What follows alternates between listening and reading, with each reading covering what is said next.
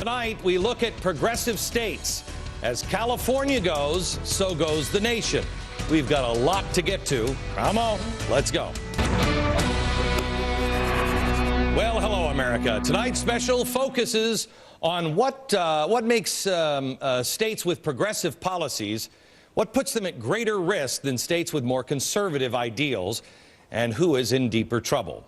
Obviously, a tsunami is going to basically put everybody underwater, and as you'd expect, the greatest crisis since World War II means that right now, 48 states are in real trouble.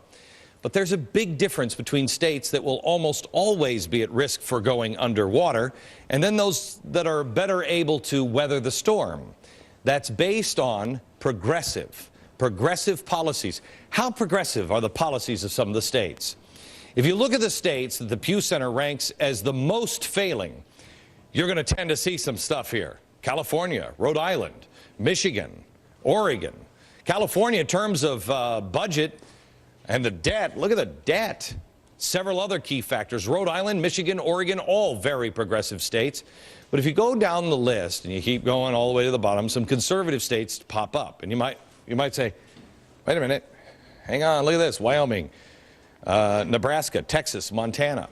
Well, what about Arizona and Nevada? What about those guys?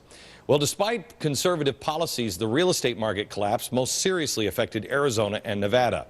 Like I said, a tsunami puts everyone underwater.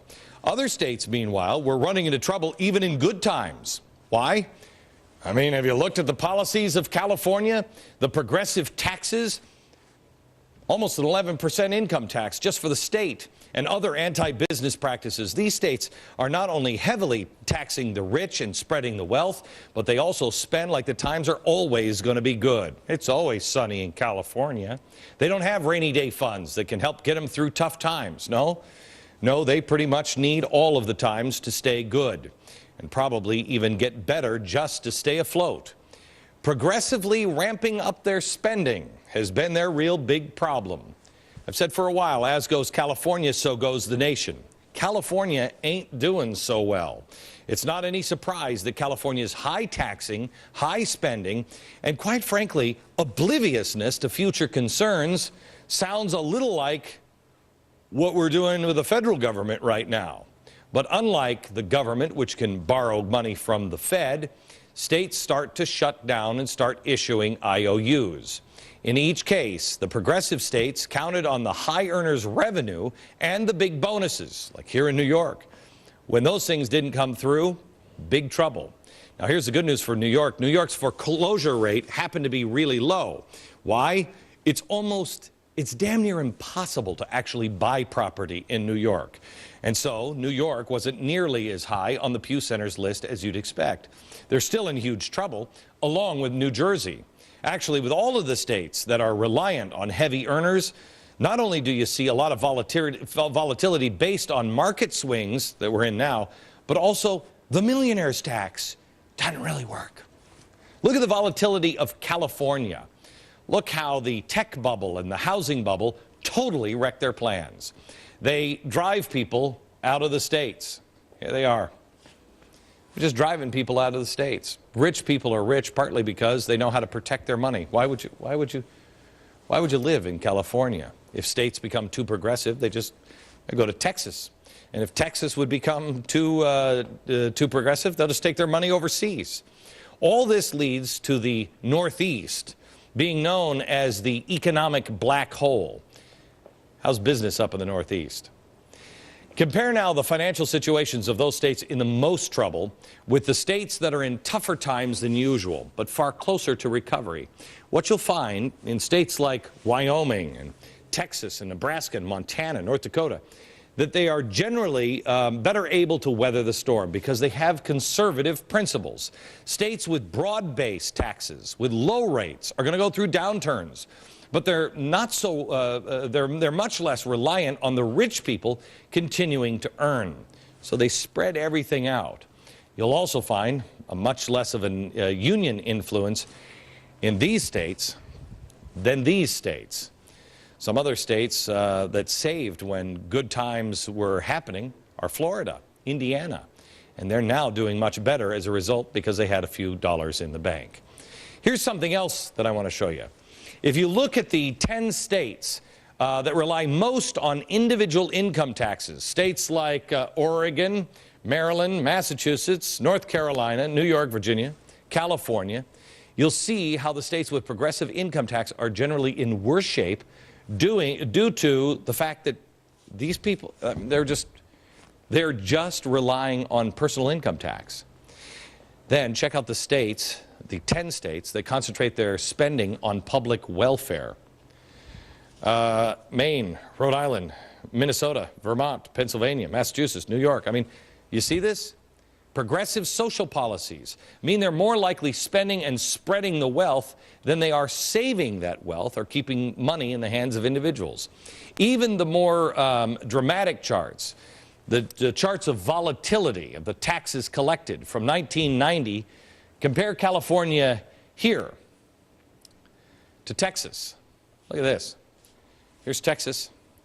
Here's California in good times, bad.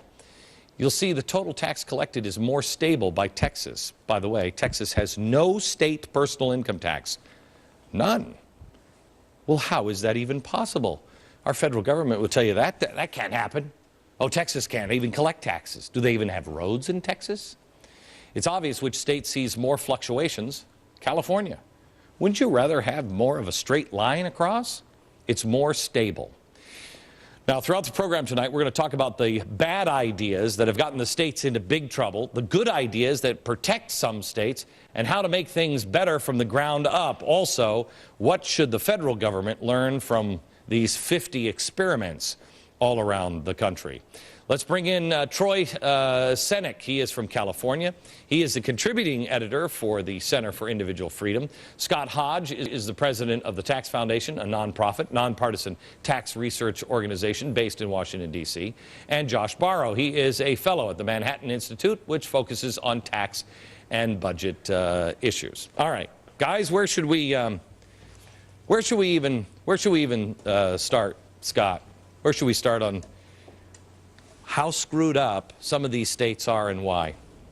Well, obviously, you've highlighted California as being the #1 problem child in America, where progressive policies have showed that they are not a stable philosophy for running a government. You cannot promise infinite amounts of spending to targeted groups and rely on a shrinking group of people at the top to pay all the bills. It simply cannot happen. And interestingly, as you point out, as California goes, there goes the nation.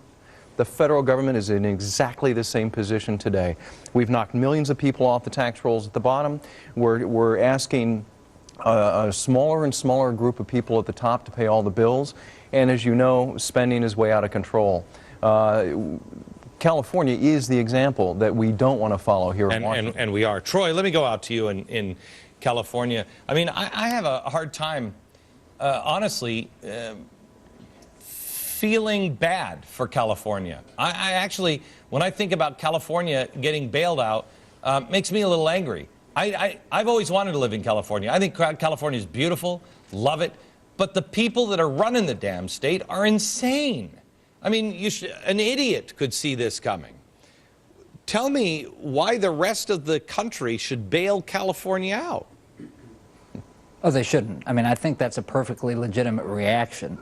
The reality is, in California, we've taken the legislature rather, has taken one of the 10 biggest economies in the world and managed to saddle it with some of the highest sales taxes, the highest income taxes, the highest car taxes that are around, and they've still driven it to the verge of bankruptcy.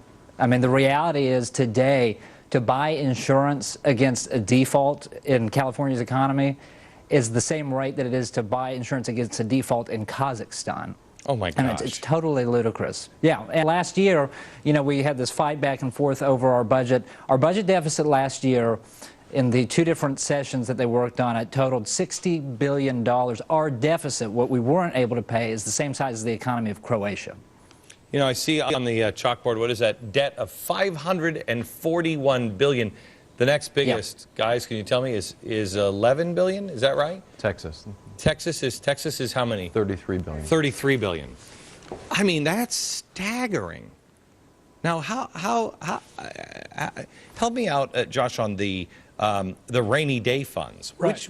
Who saved anything? Well, California has